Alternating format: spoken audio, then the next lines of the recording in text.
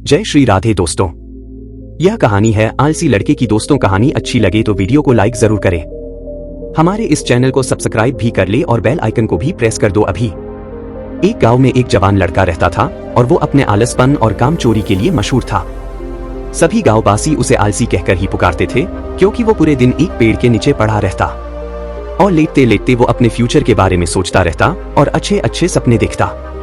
उसके दिन ऐसे ही आलस में गुजर रहे थे। लेकिन एक दिन उस गांव में एक साधु आए, जो कि अगले 3 दिनों तक उसी गांव में ठहरने वाले थे। वो दिन भर लोगों से चंदा करते और लोगों को उपदेश देते और रात में गांव के बाहर बने मंदिर में आराम करते। वो साधु जब भी दान लाने जाते और रात को वापस आते तो वो साधु हर बार उस जवान लड़के को उसी पेड़ के नीचे लेटा हुआ पाते। साधु 2 दिनों तक ये सब देखते रहे और समझ गए कि ये लड़का मानसिक आलस का गुलाम है। तीसरे दिन जब वो वापस लौट रहे थे, वो उस लड़के के पास गए जो अभी भी उसी पेड़ के नीचे लेटा हुआ था। साधु ने लड़के से कहा, बेटे, मेरे पास तुम्हारे लिए एक काम है। मैं चाहता हूं कि तुम उस पहाड़ी के चोटी तक जाओ और वहां से मेरे लिए एक पंख लेकर आओ। लड़के ने लेटे लेटे ही अपना सर पहाड़ी की तरफ किया और अपनी नजर उस पहाड़ की चोटी की तरफ ले गया और उसने साधु के तरफ देखा और उपहास लेते हुए कहा, यह असंभव है। मैं उस पहाड़ी के ऊपर तक नहीं जा सकता, मैं बहुत आलसी हूँ। साधु ने मुस्कुराते हुए कहा, अरे, मुझे जिस पंख की तलाश है वो इस पहाड़ी के शिखर पर भी नहीं मिलेगा। वो तो इस पहाड़ी के दूसरे तरफ एक गुम्फा के अंदर मिलेगा, जिसके लिए इस पहाड़ी के शिखर तक चढ़कर फिर नीचे उतरना होगा। लेकिन वो कोई साधारण पंख नहीं है, वो ऐसा पंख है जिसे तुमने कभी नहीं देखा होगा। वो पंख रेयर लेकिन सुंदर पंख है जो रोशनी बिखेरती है। साधु के इन बातों से उस लड़के के अंदर एक्साइटमेंट बढ़ गई। उसने आज से पहले ऐसे पंख के बारे में कभी नहीं सुना था और ऐसे रोमांचक सफर के बारे में सुनकर वो अंदर ही अंदर एक्साइटमेंट हो गया था। इसीलिए उसने साधु के चुनौती को कबूल किया और वो पहाड़ी की तरफ चल पड़ा। लेकिन चढ़ाई बहुत लंबी और मुश्किल था।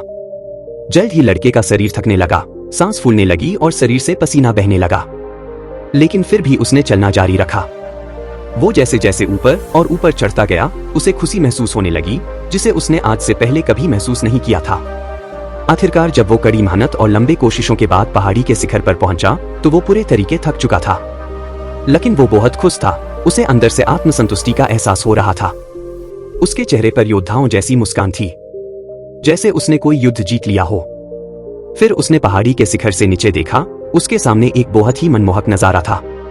लेकिन असली चुनौती आगे थी, क्योंकि उसे फिर उस पहाड़ी से नीचे भी उतरना था और उस गुम्फा को भी ढूंढना था जिसमें पंख मिलने की बात कही गई थी।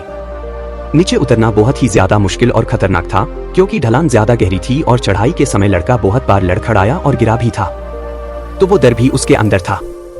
लेकिन साधु को वो पंख लाके देने के वादे की वजह से वो लगातार आगे बढ़ता रहा। काफी खोज, मुश्किल और कड़ी मेहनत के बाद जब वो अंत में गुम्फा तक पहुंचा तो उसने देखा कि पंख वही पड़ा हुआ था, जो कि ऊपर एक बड़ी सुराख से आने वाली रोशनी की वजह से चमक रहा था। फिर उसने उस पंख को उठाया और उसके सुंदरता को देखता ही रह गया। वो काफी देर तक पंख को ही घूरता रहा, लेकिन फिर अचानक उसे याद आया, मुझे तो अभी वापस भी जाना है। उसने खुद के तरफ देखा। वो पूरी तरह से थक चुका था और वो चिंता में पड़ गया कि वो पहाड़ में कैसे चढ़ेगा और वो साधु तक पंख कैसे पहुंचाएगा। एक पल के लिए उसने हार मानने के बारे में सोचा, लेकिन उसे वो खुशी और गर्व की भावना की याद आ गई जो उसने पहाड़ी के शिखर पर पहुंचकर महसूस किया था। उसे एहसास हुआ कि उसके अंदर इस सफर को दोबारा पूरा करने की ताकत और मजबूती है। वो दोबारा पहाड़ी पर चढ़ने लगा। उसके मांसपेशियों में दर्द हो रहा था और कमजोरी की वजह से पैर कांप रहे थे, सांस फूल रहे थे। वो कई बार लड़खड़ाकर गिर भी पड़ा, लेकिन उसने हार नहीं मानी। वो खुद को आगे बढ़ाने के लिए लगातार मोटिवेट करता है। अथक मेहनत और घंटों की कड़ी कोशिशों के बाद जब वो साधु के पास पहुंचा और उनके हाथों में वो पंख रखा तो उसके खुशी का ठिकाना न रहा। उसे महसूस हुआ कि उसने आज अपने आलस पर काबू पा लिया है और कुछ बढ़िया करके दिखाया है। उसके चेहरे पर इतनी खुशी और संतुष्टि का भाव देखकर साधु मुस्कुराए और बोले, बहुत बढ़िया मेरे बच्चे, आज तुमने जीवन का बहुत ही महत्वपूर्ण सबक सीखा है कि आलस कोई ऐसी चीज नहीं है जिसे स्वीकार कर लिया जाए, बल्कि आलस एक चुनौती है जिसे दूर करना होगा। ये एक बाधा है जिसे पार करना होगा और आलस को खत्म करने के लिए तुम्हें अपना पहला कदम उठाना ही होगा। अपने मकसद के तरफ चलना ही होगा और तब तक चलते रहना पड़ेगा जब तक तू अपनी मंजिल को हासिल नहीं कर लेता। लड़के ने साधु के शब्दों की गहराई और उसके मकसद को समझते हुए हाँ मैं अपना सर हिला दिया। आज उसे एहसास हुआ कि वो हमेशा ही बड़ी और महान चीजें करने में काबिल था। लेकिन उसके आलस ने उसे रोक रखा था। अब वो जानता था कि उसके पास अपने रास्ते में आने वाले किसी भी बाधा को वो दूर करने की ताकत और मजबूती है।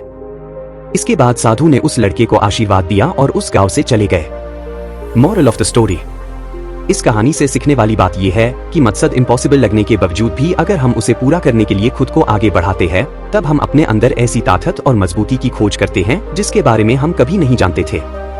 आलसपन पे काबू पाने के लिए हमें खुद को चुनौती देनी चाहिए और बड़ा सपना देखना चाहिए। फिर चाहे उस सपना को पूरा करना कितना ही मुश्किल क्यों न हो, हमें लगातार मानसिक और शारीरिक आगे बढ़ते रहना चाहिए। बाधाओं और असफलता के बावजूद मजबूत रहना चाहिए। हमें अपने लिए एक नियम बनाकर उस पर टिके रहकर अपने डेली लाइफ को भी विकसित करना चाहिए। हमें कुछ ऐसी आदतें बनानी चाहिए जो मन न लगने पर भी फोकस और एक्टिव रहने में मदद करेंगे। आलस पर काबू करने का मतलब विकास का मानसिकता विकास करना है। इसका मतलब चुनौतियों और असफलताओं को विकास और सीखने की अपॉर्चुनिटी के रूप में देखना, न कि हार मानने के रूप में।